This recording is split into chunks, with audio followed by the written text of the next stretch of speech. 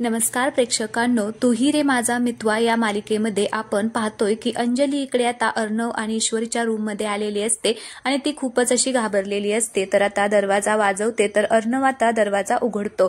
तर इकडे आता ती म्हणत असते की चिंटू अरे आपली आजी। तर आता अर्णव म्हणत असतो की ताई, अगं ताई तू इतकी का पॅनिक झालेली आहे, काय झालं आजीला आणि काय झालं? तर आता ती खूपच घाबरते आणि म्हणते की अरे ती दरवाजाच नाही उघडत। तर लगेच चिंटू आता पळतच खाली जातो। तर त्याच्या पाठीमागे आता ईश्वरी आणि अंजली सुद्धा आता पळतच खाली जातात।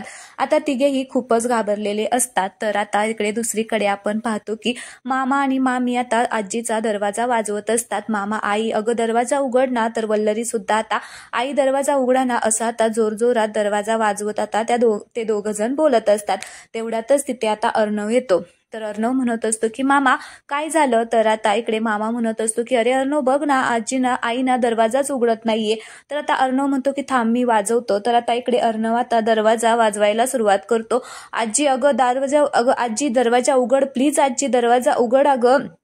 तर आता इकडे लगेच आता ईश्वरी आणि अंजली सुद्धा आलेले असतात। तर त्यांना पाहून वल्लरी आता तिला चांगलंच बोलते। ती म्हणत असते की आल्या आता जबरदस्तीच्या सुनबाई आल्या, आता त्यांच्यामुळेच हे सगळं झालेलं आहे, तुझ्यामुळेच आता इथे सगळ्यांचं टेन्शन वाढलेलं आहे आणि मात्र ही ना काळजी करत असल्याचं नाटक करत आहे। तर लगेच आता मामा वल्लरीला म्हणत असतो की वल्लरी अगं इथे सिच्युएशन काय आहे, काय चाललेलं आहे आणि तू काही कसं काय बोलती?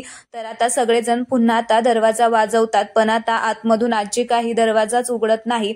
अंजली लगेच म्हणत असते की चिंटू अरे आजीला काही खरंच झालं नसेल ना, असं म्हणून आता ती डोक्यालाच हात लावते। तर आता इकडे मामा म्हणत असतो की अर्णव अरे ते आतून काहीच उत्तर देत नाहीये, मला असं वाटत आहे की दरवाजाच तोडावा लागेल। तर आता अर्णव आणि त्याचा तो भाऊ असतो तो दोघे जण आता इकडे दरवाजा तोडतात। आता दोघेही दरवाजा तोडतात। तर आता आतमध्ये जाऊन बघतात तर आजी शांतपणे झोपलेली असते आणि असं झोपलेलं पाहून सगळ्यांनाच खूप मोठा धक्काच बसतो। आता सगळेजण तिच्या जवळ जातात आणि पुन्हा आता काय झालं आई, काय झालं आजी, असं आता सगळेजण म्हणत असतात। सगळेच जण आता खूप टेन्शन मध्ये आलेले असतात। तर अंजली आता तिचं अंग चेक करते। तर आता ती म्हणत असते की मामा अरे बघ ना, हिला ना ताप आलेला आहे। तर आता मामा सुद्धा म्हणत असतो की हो अगं तर काय करायचं? तर इकडे अर्णव म्हणत असतो की आकाश लवकर डॉक्टरांना फोन लाव आणि त्यांना पटकन बोलवून घे। तर लगेच आता वल्लरी म्हणत असते की ओ बळजबरीच्या सुनबाई, पाहिलंच ना तुमच्यामुळे आमच्या आईला किती त्रास होत आहे। कुणाच्याही ध्यानी मनी नसताना थेट अर्णवची बायको बनून या घरामध्ये घुसली ना, त्याचा धक्का बसलाय आमच्या आईंना, कळलं का तुला? हे सगळं आणि सगळं तुझ्यामुळेच होतंय। आणि ती म्हणत असते की हे बघ अर्णव, मी बोलते म्हणून ना माझं तोंड दिसतं, पण ह्या एका मुलीमुळे अजून किती आणि काय काय सहन करायला लागणार आहे ना या घराला, फक्त आता देवच जाणे। तर लगेच आता मामा म्हणत असतो की वल्लरी अगं शांत बस जरा, तुला जर आईची काळजी असेल ना तर थोडं तरी शांत बस। तर इकडे आता लगेच वल्लरी म्हणत असते की हो आईंची काळजी वाटते म्हणून तर शांत बसले, आईंसाठी माझा जीव तुटतो। आता खूपच ती सगळी ही नाटकं करत असते सगळ्यांची आता सिंपत्ती मिळवण्यासाठी। तर आता ती ईश्वरीकडे खूपच रागाने बोलते। तर आता आकाश येतो आणि म्हणतो की डॉक्टर येतच आहे। तर आता अर्णव म्हणत असतो की मामा तू काही टेन्शन घेऊ नको, सगळं काही ठीक होईल। आणि म्हणतो की आकाश डॉक्टरांना लवकर फोन करून अर्जंटमध्ये यायला सांग, परत फोन कर। तर आता इकडे विक्रम आई आई करून आता खूप ओरडत असतो। तर आता ईश्वरीला मात्र खूप वाईट वाटतं, ती आता तिथून निघून जाते आणि अर्णवला सुद्धा खूप वाईट वाटतं। दुसरीकडे आपण पाहतो की डॉक्टर आलेले असतात आणि ते आजींना चेक करत असतात। तर आता अर्णव बाहेर येतो आणि आता त्याला आजीचे शब्द आठवत असतात की ईश्वरी तुझ्यासाठी योग्य नाहीये, ही मुलगी तुझ्यासाठी योग्य नाहीये, हे शब्द आता त्याला तिथे आठवत असतात। तर लगेच आता पाठीमागून मामा येतो आणि म्हणत असतो की अर्णव तुला तर माहीतच आहे आईचा या पत्रिकांवरती किती विश्वास आहे, ईश्वरी तुझ्यासाठी चांगली नाहीये, योग्य नाहीये, हा ना म्हणजे तिने विषय मनामध्ये पक्काच करून घेतलेला आहे, त्यामुळेच या सगळ्याचा तिने धसका घेतलाय आणि आता तिला त्रास होतो या सगळ्याचा। आता अर्णव विचार करत असतो। तर आता मामा म्हणत असतो की अर्णव मी ना तुला आता स्पष्ट सांगू का, आईचं आता वय झालेलं आहे आणि तिचं वय बघताना आपण ना असं जास्त टेन्शन तिला नाही देऊ शकत, नाहीतर तिला त्रास होईल। आणि आता तो म्हणत असतो की ही जर परिस्थिती बदलली नाही ना तर खूपच अवघड होईल। तर आता अर्णव म्हणत असतो की मामा तुला काय वाटतंय, हे मला सगळं कळत नाही का? मला सगळं कळतंय पण ना मी तरी काय करू? अरे मी सिंदूर ना तिच्या आयुष्यातला खूप मोठा विलन मला मानत आहे आणि आजीला सुद्धा असं वाटत आहे की हे सगळं मी मुद्दामच केलेलं आहे आणि तिच्याशी लग्न केल्यामुळे आजीला सुद्धा आता खूप वाईट वाटत आहे। मला तर आता काय करावं ना तेच कळत नाहीये. आणि तुला माहित आहे ना रे, ह्या दोघीही माझ्यासाठी किती इम्पॉर्टंट आहेत ते. तर आता मामा म्हणत असतो की हो बाळा, मला सगळं माहित आहे. तर आता अर्णव म्हणत असतो की खरंच मला ना आता काय करावं ना तेच कळत नाहीये. दोघींचं ना खूपच मोठं मिसअंडरस्टँडिंग झालेलं आहे माझ्या बाबतीत, आणि ह्या दोघींचंही दुःख मला बघवत नाहीये. आता काय करायचं ना, दोघींना एकत्र कसं आणायचं, हे सगळं कसं ऍडजस्ट करायचं ना ते मला कळत नाहीये. तर आता विक्रम म्हणत असतो की कळतंय, मला सगळं कळतंय. म्हणजे ते मामा म्हणत असतो की पण आता यावरती काहीतरी उपाय शोधायला लागणार आहे. कसं असतं ना अर्णव, आपण एखादा पर्याय शोधत असतो ना, त्याचे परिणाम सुद्धा वर येतातच आणि ते आपण टाळू नाही शकत. हा मार्ग तू निवडलेला आहे आणि या परिस्थितीतून बाहेर कसं पडायचं ना, आता हे तुला शोधावं लागणार आहे. तुलाच यासाठी आता प्रयत्न करावं लागणार आहे. हा तारेवरची कसरत आहे, पण आता ती तुला करावीच लागणार आहे. हे बघ अर्णव, तू आता अजिबात मागे राहू नको. अर्णव तू ना ईश्वरी आणि आजीचा गमावलेला विश्वास तुला आता परत मिळवायचा आहे आणि काहीही करून तो मिळवायचाच आहे, असं आता मामा इकडे अर्णवला समजावून सांगत असतो.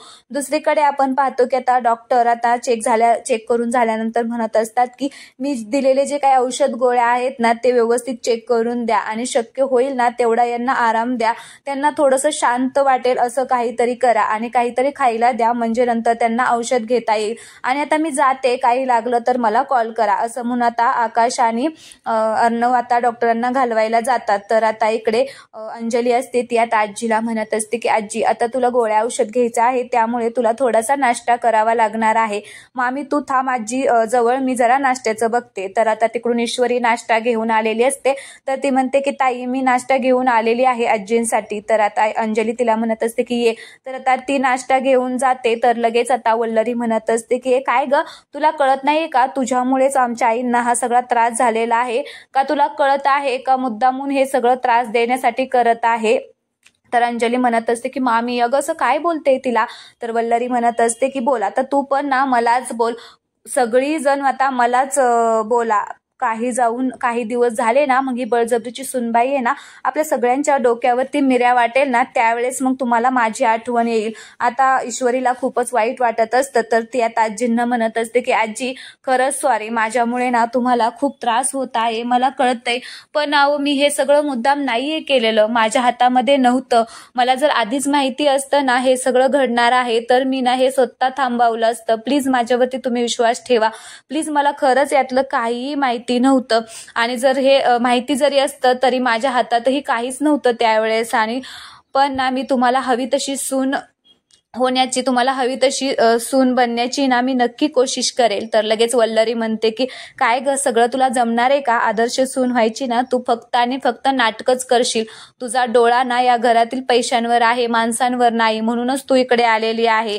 तर आता अंजली म्हणत असते की मामी अगं काय बोलते तू, बघ ना आता ती न सांगता नाश्ता घेऊन आली ना आजीसाठी. तर आता वल्लरी म्हणते की मग काय ग, नाटकच करत आहे ना तीही. तुला कळत नसेल अंजली, पण ना मला चांगलीच कळतात तिची नाटकं, ही किती नाटके आहे ना ते मलाच कळतं.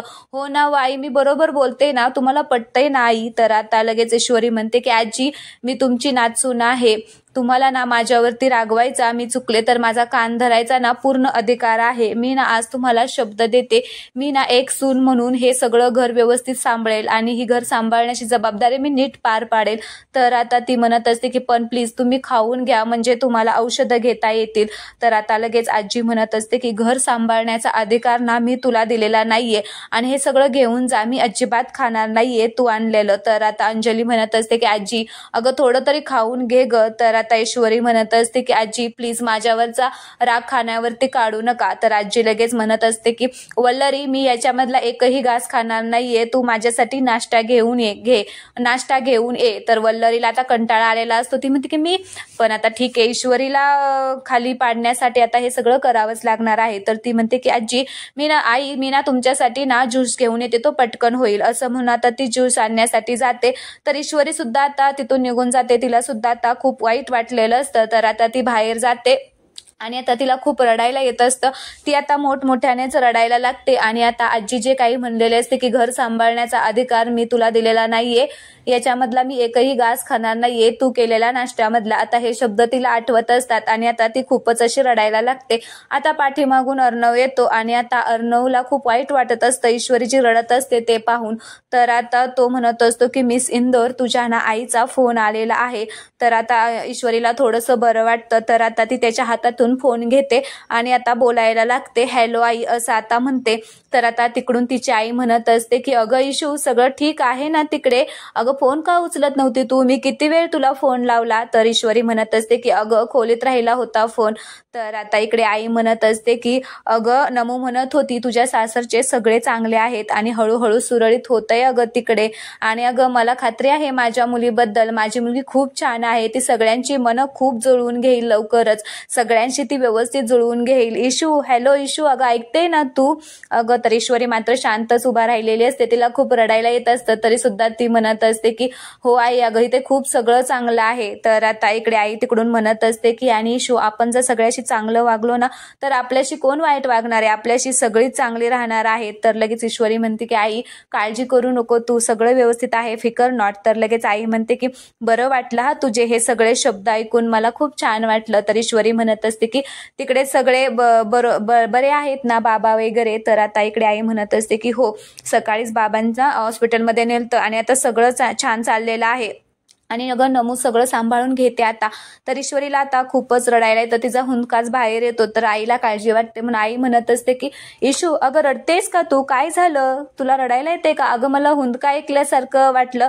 तर आता ईश्वरी आता रडण्याचं थांबवते आणि म्हणत असते की आई अगं मी कामामध्ये आहे ना, तू नको काळजी करू असं म्हणून आता ती फोन ठेवते. तर आई सुद्धा म्हणते बर तुला जमेल ना तेव्हा फोन कर.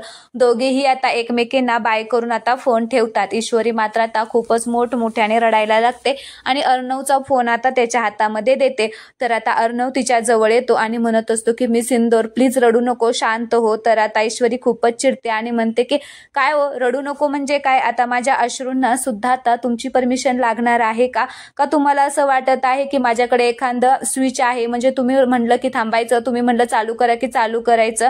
हे बघा मी तुमच्या तालावरती अजिबात नाचणार नाहीये, मी काही भावली नाहीये आणि मला ना पाहिजे तेव्हा रडेल, मी पाहिजे तेव्हा हसेल. तुम्ही हे सगळं मला अजिबात सांगायचं नाही, तुम्ही मला हे सगळं अजिबात सांगायचं नाही, समजलं ना. अहो आजींना वाटत आहे की माझी चूक आहे, पण ना या सगळ्यामध्ये ना तुमची चूक आहे. तुम्ही काय सतत मला हे कर ते करू नको, तुम्ही काय समजता स्वतःला, सांगा ना काय समजता.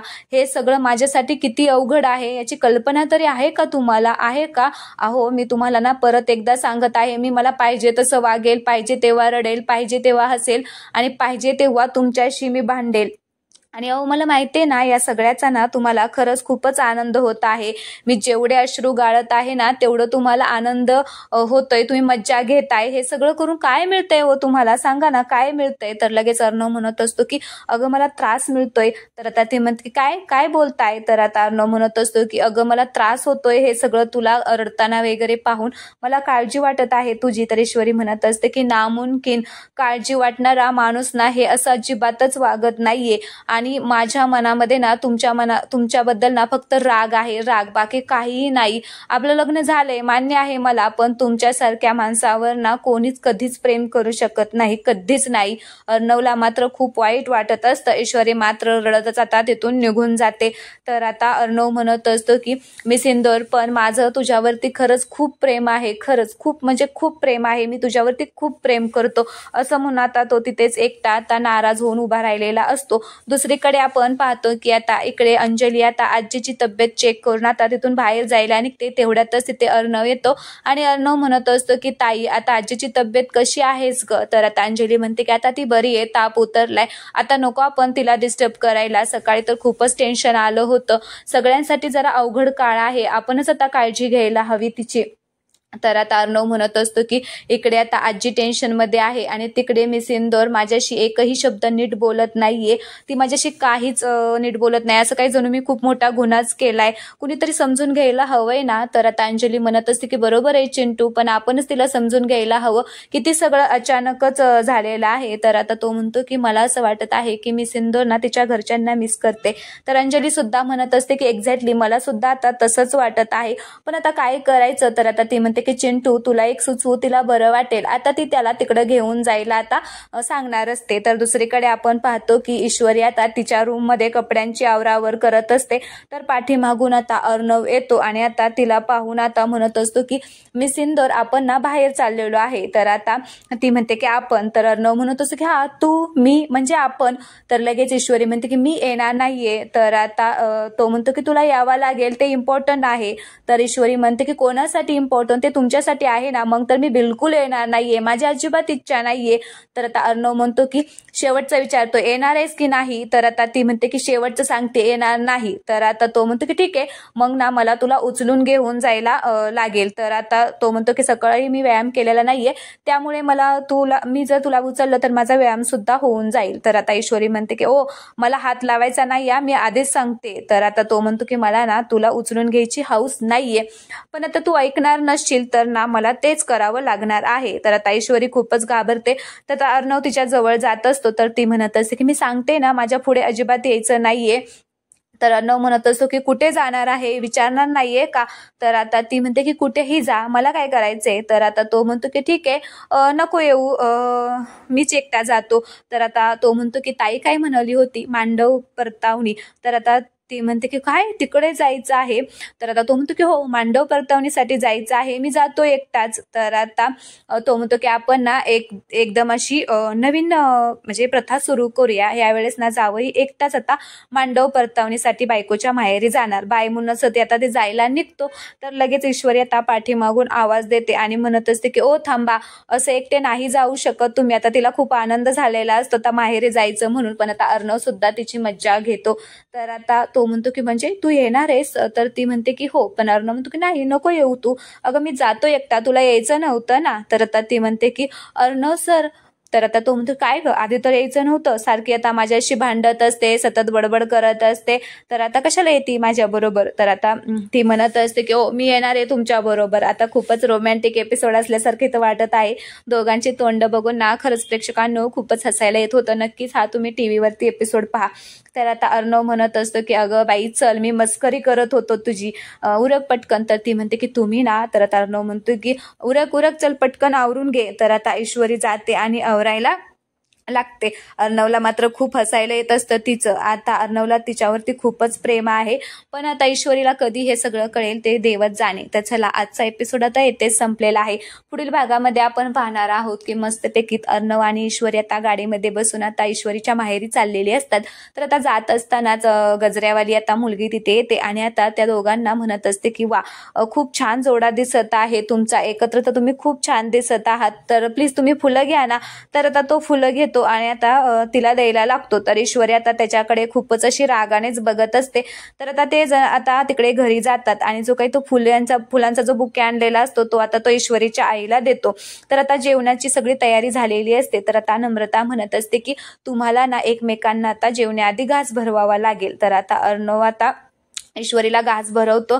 तर आता ईश्वरी आता अर्णवला भरवेल की नाही हे आपल्याला उद्याच्या भागामध्ये पाहायला भेटणार आहे. आजचा एपिसोड आता येथे संपलेला आहे. आवडला असेल तर व्हिडिओला लाईक करा, चॅनलला सबस्क्राईब करा. धन्यवाद.